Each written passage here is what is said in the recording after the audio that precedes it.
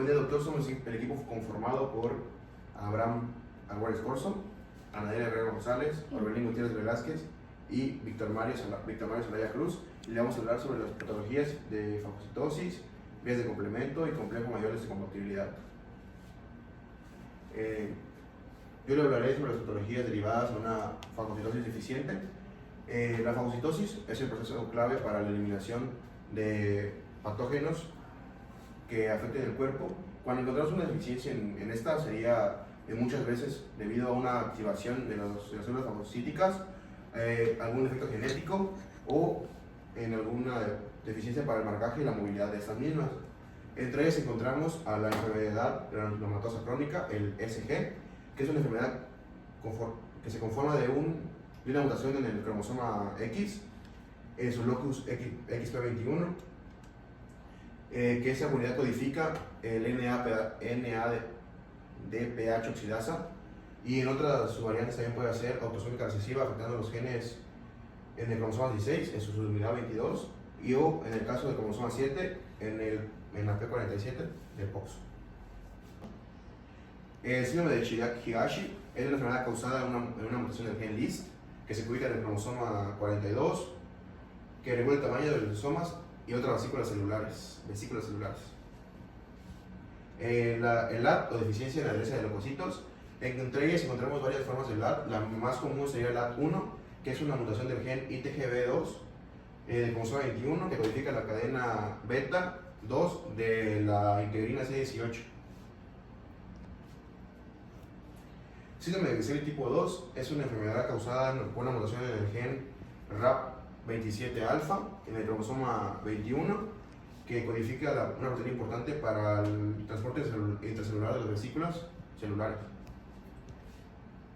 Y inmunodeficiencias primarias, como puede ser la deficiencia del IgG o el síndrome de hiper-IgM.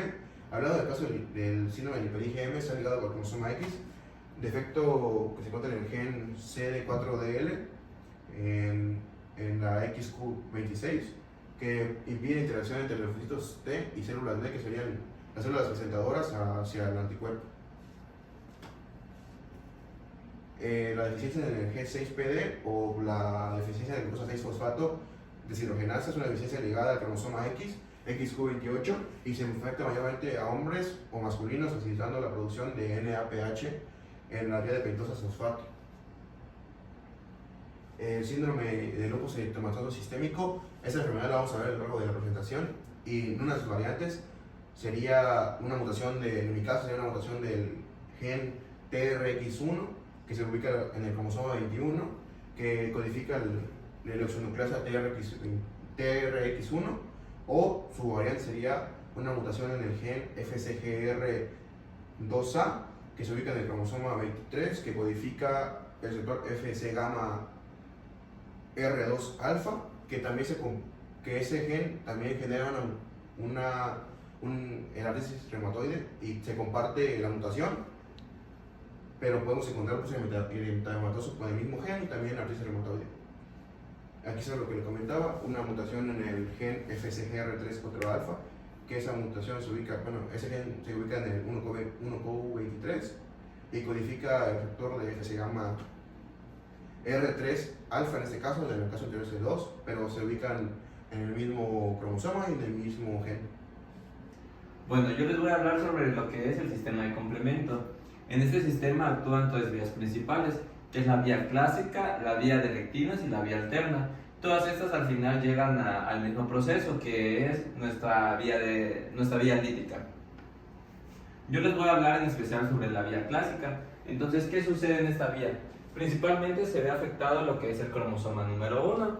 Entonces, ¿qué sucede acá? C1q es nuestra primera proteína activadora que llega a esta vía. Entonces, si C1q no llega a nuestra vía, eso significa que no inicia todo el proceso. Entonces, por ende, se detiene el proceso de la vía.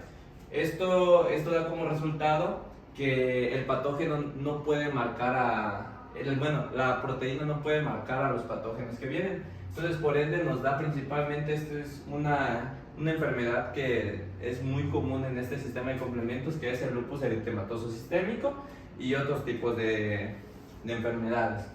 Entonces, De ahí llega nuestra vía clásica, el C4. Este C4 está afectado por el cromosoma número 6, especialmente en el C4a y el C4b. ¿Qué sucede en esta vía? No se completa la lisis celular, es una activación incompleta de la célula, una mala opsonización y enfermedades autoinmunes, entre ellas alergias. Pues enfermedades más comunes, el síndrome de Sjögren y las enfermedades de Raynaud y lupus eritematoso sistémico.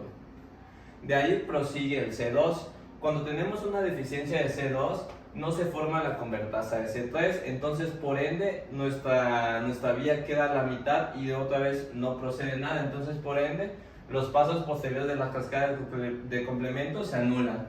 Las enfermedades más comunes que vemos en esta enfermedad esta es la inmunodeficiencia más común, entonces lo que tenemos es que no hay capacidad de opsonizar a las células y es más susceptibles a bacterias encapsuladas. El cromosoma que vemos afectado en esta deficiencia es el C2 del cromosoma 6.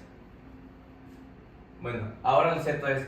En este C3 lo que tenemos afectado principalmente es el cromosoma número 19.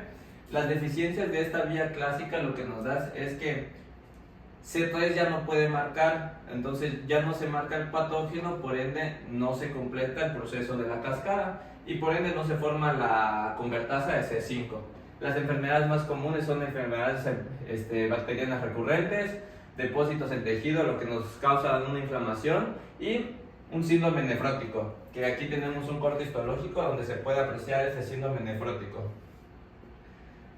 En la vía clásica, cuando hay una deficiencia cuando la proteína C5 no se adhiere bien, entonces esta se da por una deficiencia causada por el gen que codifica esa proteína, que sería el C5 del cromosoma 9q33.2.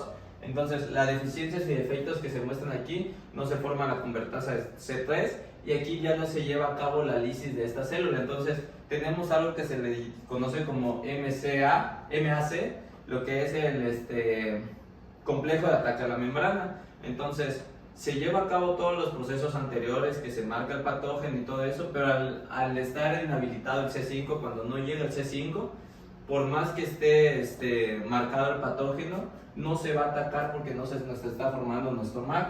Entonces, no podemos destruir esa célula directamente mediante la lisis, que sería esto. Entonces, tenemos nuestra célula y la lisis es cuando llegan muchas proteínas y dañan la membrana y es donde entra todo el fagocito. Entonces, las enfermedades más comunes son bacterianas de género, que sería la Neisseria meningitis y manifestaciones autoinmunes leves. Por ejemplo, bueno, en leves no estaría tanto el VIH, pero es una enfermedad muy común en este tipo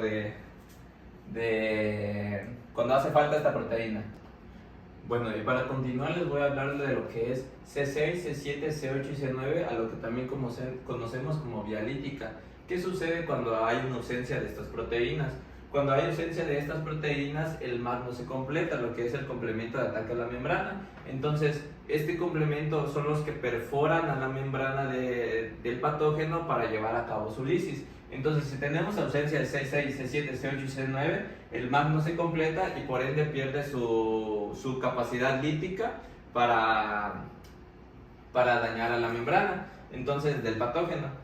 Cuando tenemos esta deficiencia, tenemos como enfermedades asociadas a infecciones recurrentes como meningitis, Neisseria meningitis, con un riesgo elevado a una meningitis con infecciones invasivas. Entonces prácticamente sería esto, problemas, ataque a las meningitis del sistema nervioso central. Entonces esto sería todo de la vía lítica. Ahora, posterior a lo que explicaron en la vía clásica, vamos con la vía alterna. En el caso de un fallo de la vía alterna tenemos problemas como inmunodeficiencias e inclusive inflamaciones. Más adelante le diremos por qué, pero para empezar debemos conocer cómo funciona esta vía. Todo inicia y esta vía se activará a partir de que un patógeno tenga en su membrana receptores de polisacáridos, empezando desde C3. C3 se divide en C3A, C3B. La parte de C3A se va a ir al plasma con una función de anafilotoxina y C3B se va a unir a la membrana del patógeno. Pero en este caso, al no haber algo que lo hidrolice de una manera estable, se va a hidrolizar de una manera inestable y va a ir de manera inestable, estando como C3BI. Después de esto, después de que ya se agregó la membrana de una forma inestable, llegará ahora sí a una proteína que se llama factor B, que se divide en BA y BB. Esto se adherirá junto a C3BI a la membrana para el siguiente paso, que ahora sí sería que viniera una proteína sintetizada por el hígado, que es la properdina, para estabilizarlo. Como su nombre lo dice, es una proteína estabilizadora que en vez de C3BI, que era de una manera inestable, lo va a hacer de una manera estable en forma de C3B. Luego llegará el factor D, que desplazará al BA, anteriormente al factor B, y va ahora sí dar paso a la convertasa de C3. En este caso, la convertasa de C3 es C3B, BB, C3B.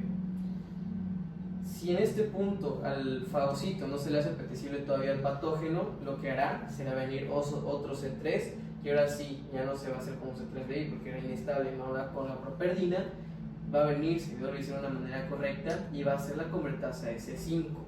La convertasa de C5 ya es el paso final en esta vía, en donde llama a miles de C3 como para, entre comillas, tapizarlo y dejarlo de respirar e impedir que el patógeno tenga nutrientes, y ahora sí el fagocito entre en acción y lo fagocite. Pero bueno, para ver qué enfermedades se pueden derivar de cada uno, primero tenemos que enfocarnos en cada uno de sus componentes. En este caso, el primero que nos encontramos y al inicio de esta vía, C3. Pues ahora sí, al ser el inicio de la vía, nos va a causar problemas en caso de una deficiencia o una ausencia, la opsonalización y la eliminación del patógeno. ¿Por qué? Porque simplemente se le va a dificultar al cuerpo iniciar con la vía en su ausencia, en un mal funcionamiento de este. Enfermedades como infecciones bacterianas recurrentes y glomerulonefritis pueden surgir a base de esto. ¿Por qué glomerulonefritis? C3 está muy ligado a los riñones. Entonces, en caso de que haya una ausencia o haya un fallo, puede provocar inflamaciones en este. Cromosoma afectado, cromosoma 19. Seguimos con C3BI, que es la forma inestable de C3B, que no se ha hidrolizado. Bueno, al ser el inicio de toda esta vía, lo que va a causar es que no se va a adherir a la membrana de algunos patógenos. Normalmente en un buen funcionamiento se adhiere y ahí se queda.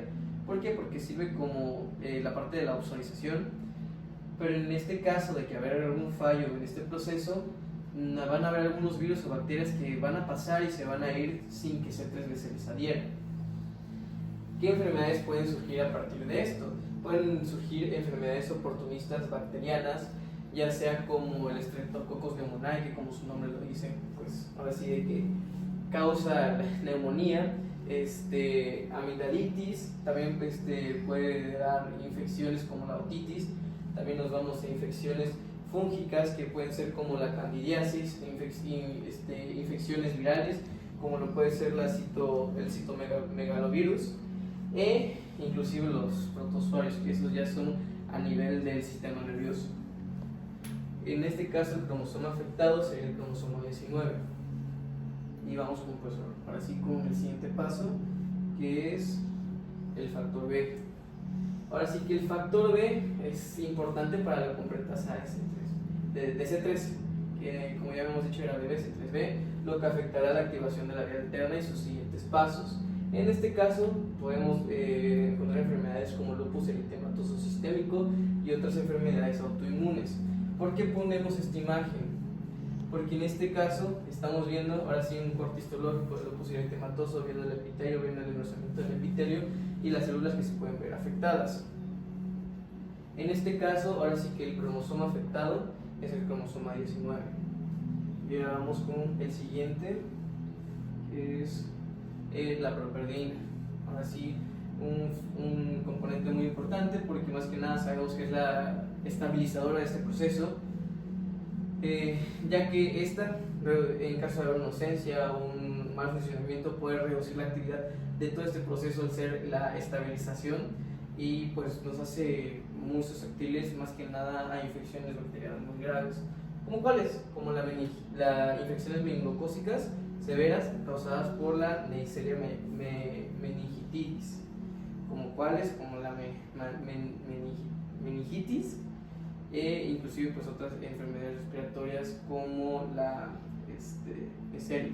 Entonces, seguimos con el factor D, que en este caso, pues el factor B impide la decisión del factor B, por lo que disminuye lo que es la convertasa de C3. Entonces esto nos puede dar infecciones respiratorias recurrentes como bronquitis crónica, neumonía, otras infecciones pues ya más complicadas como lo son la sinusitis, e incluso en un caso crónico pues ya nos podría inclusive dar asma. En este caso el cromosoma afectado, cromosoma 19. Y vamos con el siguiente, que pues ya es al final la convertasa de C5, el cual es C3b, C3b, como ya lo habíamos dicho anteriormente. Pero ¿qué va a hacer todo esto? Primero que nada, está relacionado a los riñones, porque el último paso, ya ves que ya van a los C3. Entonces, ya está el último paso de esta vía. Puede dañar muchísimo los riñones porque tiene una función inflamatoria, lo cual puede tener un síndrome urémico hemolítico atípico e incluso lupus eritematoso sistémico. ¿Por qué el síndrome urémico hemolítico? Porque esto puede dañar el epitelio de los vasos y más de los vasos de los riñones. Y lupus eritematoso sistémico porque el fallo de esto puede dañar tejidos sanos como que, pues ahora sí, lo derivante del lupus eritematoso. Cromosoma afectado, esto es muy dependiendo del complejo en el que estemos enfocados, pero normalmente está afectado el cromosoma 1.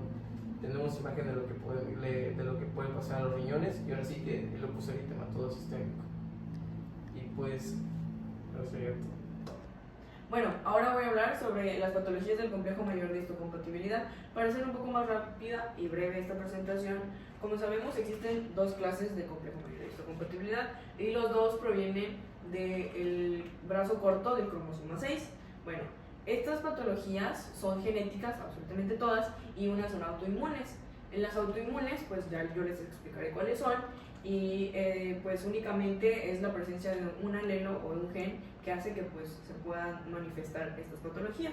Ya explicando esto, voy a empezar con las patologías de complejo mayor de histocompatibilidad de clase 1. Bueno, empezando por la deficiencia de D, pues el complejo mayor de clase 1, que el afectado, pues ya dije que era el clase 1. Esto se debe a la mutación genética en las proteínas que componen pues este complejo. Esto hace que las células que la presentan, o sea, las células somáticas de nuestro cuerpo, al presentarle los antígenos, pues no lo hagan correctamente a los linfocitos T, que son los linfocitos T citotóxicos en este caso, y pues provoca que haya pues una deficiencia en el sistema inmunitario y también que pues no se puedan combatir bien las células tumorales. ¿Me dices? Bueno, ya bien explicado lo de la deficiencia de complejo de clase 1, pues esto también conlleva a una linfocitosis, a la presencia de cánceres virales y al virus de Epstein-Barr, ¿no? Que es debido a la deficiencia de que el sistema inmunológico está débil, pues no se pueden combatir estas células y podemos padecer estas patologías. Bueno, ahora la espondilitis anquiolizante, esta es una de las enfermedades autoinmunitarias que ya les había mencionado, que con la presencia del alelo HLA de B27, pues podemos padecer de esta enfermedad. Igual que la uveitis anterior aguda, el alelo presente es la HLA B27. HLA es el antígeno leucocitario humano que está presente pues, en el complejo de histocompatibilidad. Bueno, ahora vamos con las patologías de complejo mayor de clase 2, empezando por la deficiencia igual de complejo de clase 2, que esto igual es lo mismo que la clase 1, se debe a la mutación genética en las proteínas del complejo, que hace que las células pues, presentadoras, en este caso macrófagos, linfocitos B y las células dendríticas no pueden presentar eficientemente el antígeno a los linfocitos T, en este caso a los colaboradores, ¿no? Que son del complejo de clase 2, lo que hace que el sistema inmunológico esté más debilitado y podamos presentar pues, infecciones como pues, bacterianas, parasitarias o incluso virus. Bueno, a continuación vamos a hablar de enfermedades autoinmunitarias y pues como ya he mencionado que es por la presencia de un alelo. La esclerosis múltiple complejo afectado, el de clase 2, y el alelo presente, el HLA de R15. Igual, enfermedad de Graves, complejo afectado del de clase 2 y el alelo presente HLA de R3. Miastenia gravis, complejo afectado del de clase 2 y el alelo presente HLA de R3. Lupus eritematoso sistémico, ya mis compañeros anteriormente haber explicado igual otras causas genéticas, en este caso pues es la presencia del alelo HLA-A1, B8 y DR3, y pues los complejos afectados que son tanto el complejo 1 como el complejo 2. Y bueno, diabetes mellitus insulinodependiente o diabetes de tipo 1, complejo afectado el de clase 2 y el alelo presente HLA de R3 y de R4, que eso hace que pues como es autoinmunitario las células propias ataquen las células betas del páncreas. Y la artritis reumatoide, igual clase 2, alelo presente HLA de R1 y de R4. Por último, el pemphingo vulgar, igual complejo afectado, clase 2 y alelo presente HLA de R4. Y por último, papilomatitis respiratoria recurrente, complejo afectado de clase 2 y el alelo presente HL de RB1 y de QB1. Y bueno, esto técnicamente pues sería todo de la presentación. Muchas gracias.